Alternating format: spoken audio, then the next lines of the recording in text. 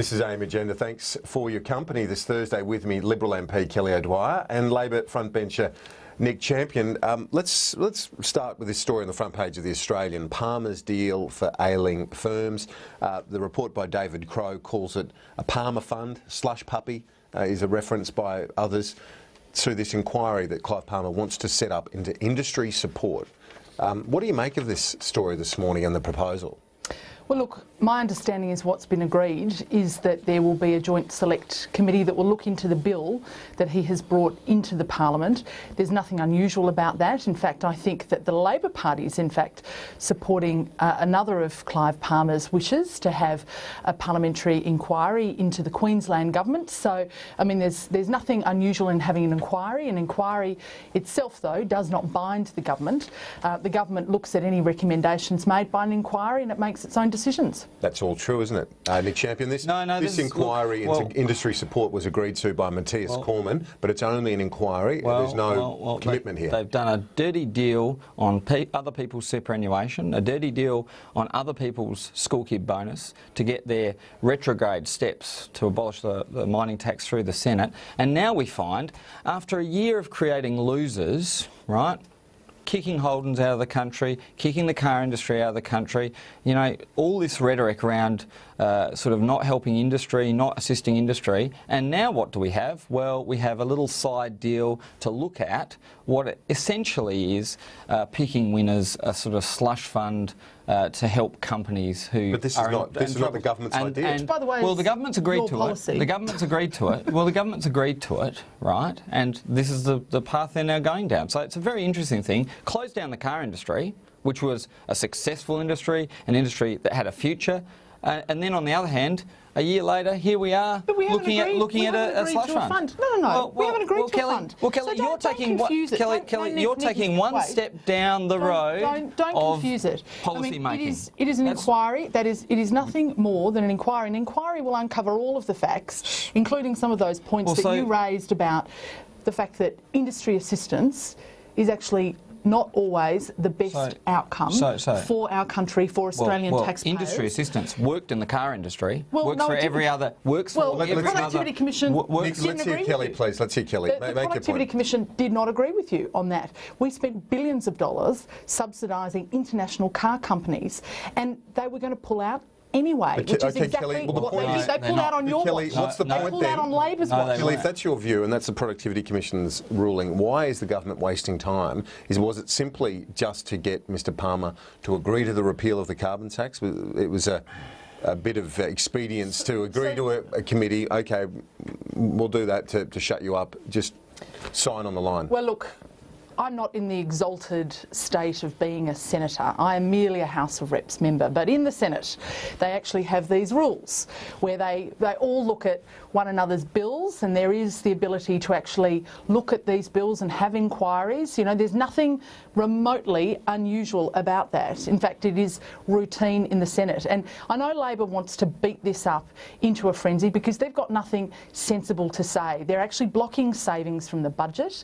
They're doing this 12 months on from an election where we were given a mandate to fix the budget. So they are engaging in mass distraction. All right, now, Nick Champion, I want to ask you specifically, though, beyond the idea of a fund to help bail out businesses and a proposal like that, essentially what Palmer's looking at, I think, is similar to the Chapter 11 bankruptcy provisions in the United States, where companies can trade their way out of bankruptcy.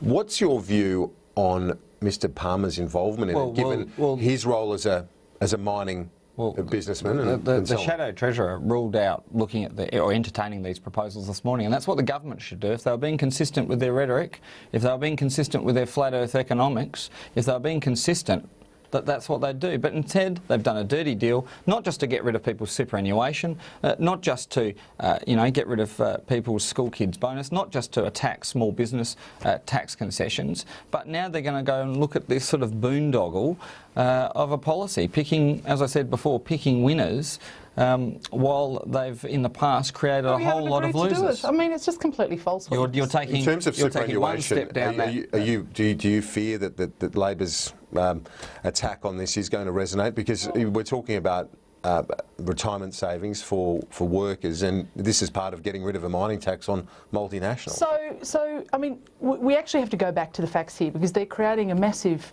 fear campaign that is completely unjustified. And in fact, Bill Shorten has been completely dishonest in representing the case here.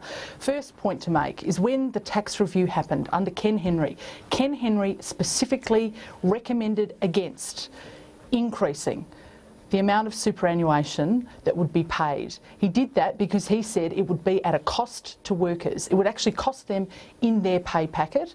And he also noted that it was going to cost the budget through the tax measures that would then result in the government receiving less tax revenue. So you couldn't get a more emphatic response than that from Ken Henry, who the Labor Party likes to quote quite a lot. So Kevin Rudd went against that recommendation. It was increased. All we're simply doing is deferring it for 3 years.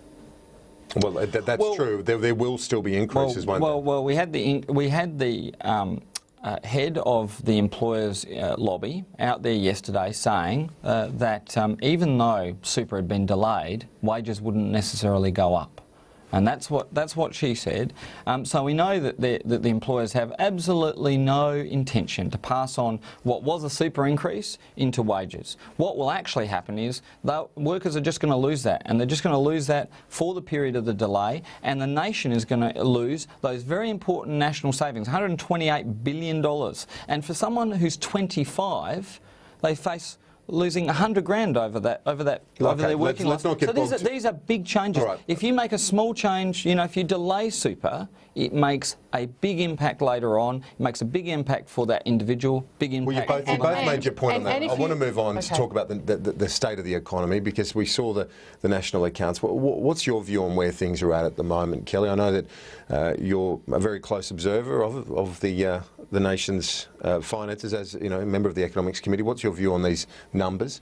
Well, look, obviously the government is focused on growth, and we are focused on making sure we can put in place the right framework to encourage growth. Now, that is something that we announced the budget through our infrastructure measures. We are trying to get the budget back on track, despite the frustrations of the Labor Party in actually obstructing us putting in place the right savings measures that we are going to need over the medium term in order to actually pull back from the increased spending that will only increase exponentially. And in a context when we're seeing falling national income, as detailed and covered extensively by the Fin Review this morning. There's nothing new in falling national income. I mean, we know that that's actually in place. In fact, more than ever, it is incumbent upon the Labor Party now to explain how it is that they want to continue to increase spending, knowing that there is falling national income.